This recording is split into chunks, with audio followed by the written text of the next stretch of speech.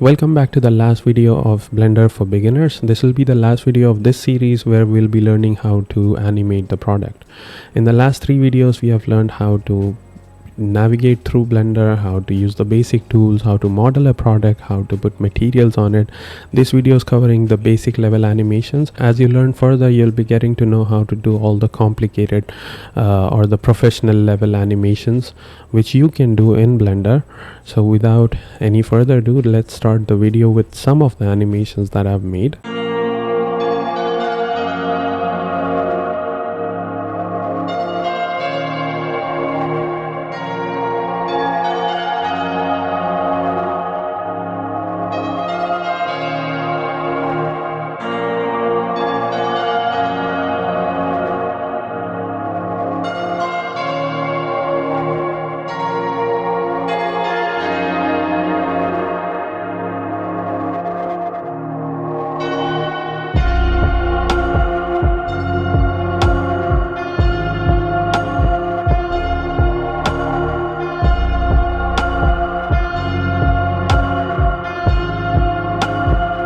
Okay, so without any further ado, let's start the video.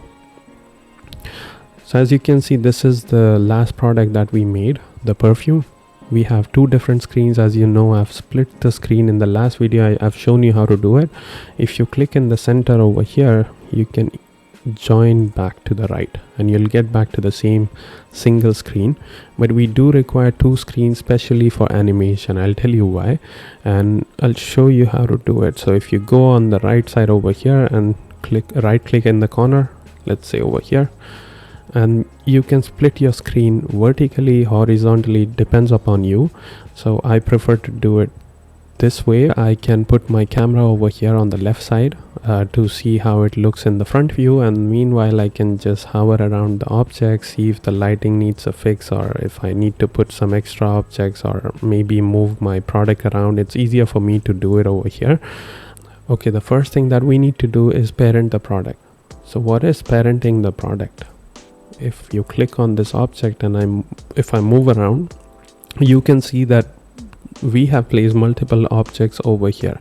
So in order to move everything with our perfume, we need to attach these things to the perfume, and preferably I attach it to a plane. I'm going to show you how you can do that. Firstly, we'll click on our perfume and then Shift S. Just put my 3D cursor at the center and then we'll place an empty. So we'll go to the empty. I'll place plane axis, preferably this seems to be good.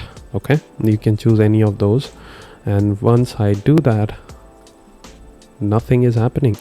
Why? Because we have not attached these products to the plane. So let's select all the objects first. We have this liquid, we have the inner glass, we have the cap, we have something over here, and maybe okay, we have selected everything. Okay, and then if you see, everything I've selected is in red, but the last thing that I've selected over here is in yellow. So whichever object you're selecting at the last is in yellow, showing you that this would be the parent for everything. Okay, so how do you parent it now? While selecting everything, click on Control P and then object keep transformation. If you select this, maybe some of the things might move here and there. So Control P, object keep transformation, so everything stay intact. Now if I click on my axis and if I try to move, everything is moving now, but there is an issue, and I did this on purpose. If you see, even the plane in the background is also moving along with the perfume.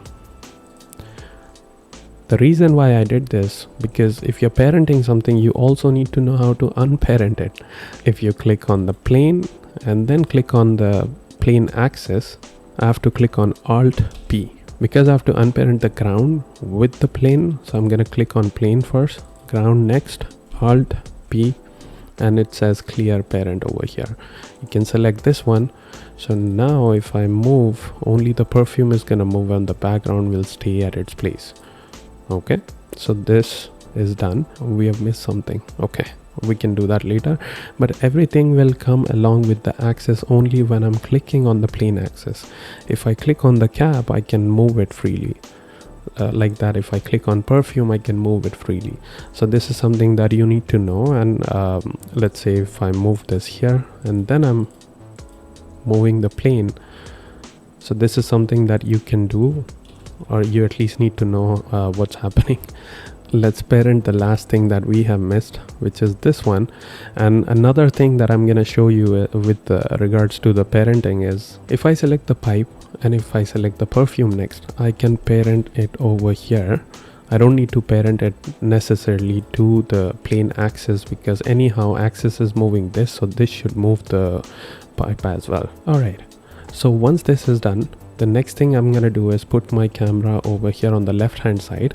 How you can do that is, we have the previous camera, because the last time we took the picture of our product with this camera, right? How you can place it is Shift A, and you can just place the camera anywhere around in your 3D space.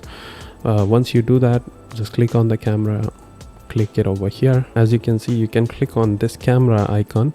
You can click on the right side as well if you want the camera to also show up on the right, because just to have another perspective, but I don't need it. Another thing which is important before you animate anything, you need to know how to adjust your camera, because you can zoom out, zoom in by rolling your scroller on the mouse. But I do want to have my camera and then I want to move around the 3D space with the camera, because that will be easier for me to adjust my camera angle, right? Because if I click here and if I try to move it, it will move, but it's gonna be complicated to adjust your axis or adjust your angle, let's say, because you can go on Z axis, Y axis, X axis, but you do need this. It'll make your life easier basically. Okay, so click on the camera, click N on the left hand side. So this bar will open if you click N. Then you have to make sure you are clicking on view. Once you're on view, you'll see this camera to view.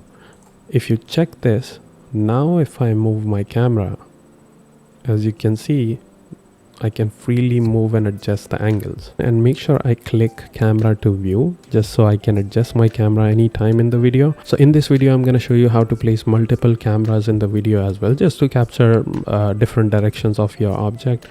So we have the frames over here at the bottom. We have our first camera pointing in this angle, for example. So let's say the first 50 frames, I want the animation from this angle. So what I'm going to do is place another camera, Shift A, click on camera. So I have another camera over here, but it's in the corner where my 3D cursor was placed. So like I said, just to make sure your 3D cursor is placed in the right direction when you're like placing the objects. Okay, so the next scene that I want to have is from this camera. So how I can do that, make sure that this camera is selected, then Control 0, and then I will go to the second camera view over here. So I'll quickly move the camera, I'll place it over here, and from 50 I want this camera to function, but before 50 I want that camera to capture that angle. So how that can be done is hover your mouse over here in the keyframe section, Control B. As you can see, Control B is gonna make sure that this camera is functioning from the 50th frame. So I'll click this camera back to the original camera again. Okay, and then I'm gonna click Control B again. So these are the two things that you can even play around. You can move and adjust these things with the frame. So if I, let's say, play,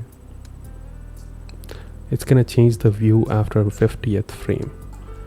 Okay, so any animation within the first to 50th frame, it's gonna be covered with the first camera, and the second part of the animation is going to be covered with the second camera. Like this, you can place multiple cameras in your animation to make sure you cover all the different angles. If you have one camera and if you're covering multiple different angles, it'll be very complicated for you to go through the keyframes. But if you have 2 or 3 more cameras placed, then the things are sorted, that one camera angle is covering these sections and the second camera is covering the rest of those.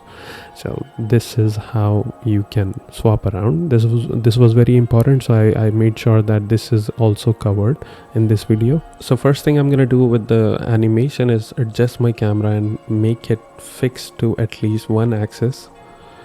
So as you can see, I'm on the y-axis for now, so it will be easier for me to move the product around. And now the second thing is bring the background over the back like this. Now if you look at our product, everything is dark because I've disabled all the lightings. I need to enable the lightings first. Okay, so this is our product over here. So what do we need to learn is how to animate the perfume, how to move it around. So I'm gonna click my empty and then just lift it over here by clicking G. Perfume is out of the camera view. We do need the perfume to pop out from the top or from the left or right, so I've just taken the perfume out for now. Okay, let's adjust my camera just so you have a better view of things which are happening. Okay, I'll go on top. Alright, so this is where the animation will happen. Like you'll see where the product is registered on the first place, where I've clicked I while placing my perfume over here. So it's registering its position, its location over here in the beginning. Alright, I have my object over here in the corner. I'm gonna move my frames to let's say 50 and then click G, X, and bring my perfume in the center. I will rotate it slightly and then I'm gonna click on K on my keyboard. Once I click on K, then I can choose between these options. So available is basically making sure that the product is available on this location where I've placed, but it's not gonna rotate the object. So in order to rotate it, I can click on rotation, but it's only gonna rotate the perfume at its original place. It's not gonna move the location.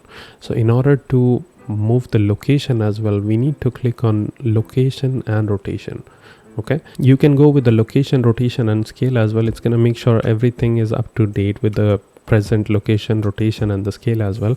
So I'll click this, and then if I just play by clicking space, it's gonna bring my object like this.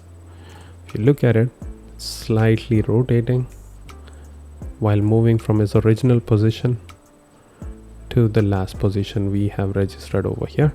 From point A to point B, the perfume has been animated properly. It's coming over here and then it stays at its place because there's no further animation to be done because we did not made any adjustments. So now I'm gonna place another I to register its position, and then I'm gonna go to frame 90 and then just rotate it on the Z axis, like let's say 180 degrees maybe. And then I'm also gonna make it straight. If I click on K, location, rotation and scale. So now what's gonna happen is it's coming from A to B, B to C, like this. A to B and then B to C. Perfect. So this is what we want as the initial part of the animation. Once we are done with this, we want this to land on the ground because it's slightly elevated over here. We have lifted this on purpose. I'm gonna land it on the ground after the rotation. So how I can do that is now it's very easy. It must be really easy for you. Click on I just to make sure the location is registered. Go few frames after, let's say 120, 110 or 115 would be enough. 115 is enough. And then G, Z, slightly drag it down over here. make sure it touches the ground properly. So I'll go in the final render just so to make sure it's looking good. Okay, now I'm gonna click on K, and then it'll be location, or you can just go for location, rotation and scale, and it's not gonna make any difference anyhow, because your location and rotation, only location is changing, rest of the things is gonna be the same. Now if you look at it, our perfume is coming from the side, rotating and landing down, coming from the side, rotating, landing down. If you look into the animation, it will start slow, speed up and then slow down. Why? Because it's sort of like a car. When you drive out of your garage, it's gonna be a bit slow when you start, and then you speed up on the highway, and then you reach out to the work location, then you slow down and park the vehicle. So it's something like that. So in order to change it, in order to make the speed like constantly fast, what you can do is select these two and then click on T. While hovering the mouse over here, click on T. These are the options that you have that you can select. Let's say you want to make it bounce, or you want to make it linear or constant, or Bezier. Bezier is like it'll start slow, speed up and then slow down, something like the same. So I'm gonna go with the linear one. So now you'll see that the object is at its constant speed. It's not gonna slow down, it'll be at its constant speed. This is the basic level animation where we have covered how to rotate the product, scale the product. You can even scale it, but we don't really need to scale in this animation, so I didn't do it, but you can try that. You can scale, you can rotate, you can move the object around, you can even play around with the speed. If you learn graph editor, it's gonna be very helpful, but for a beginner level video it was getting too complicated, so I didn't cover the graph editor part. Hopefully I'll be making another video for graph editor. It's very interesting, it's very powerful when it comes to animation. It brings your product animation skills to an advanced level, so I'll make sure I make another video for graph editor. And for now, thank you for watching. Make sure to like and subscribe the video. Leave any comment if I've missed something, or if you want to learn something else, do mention it, and hopefully I'll be covering it in the future. Thank you. Take care.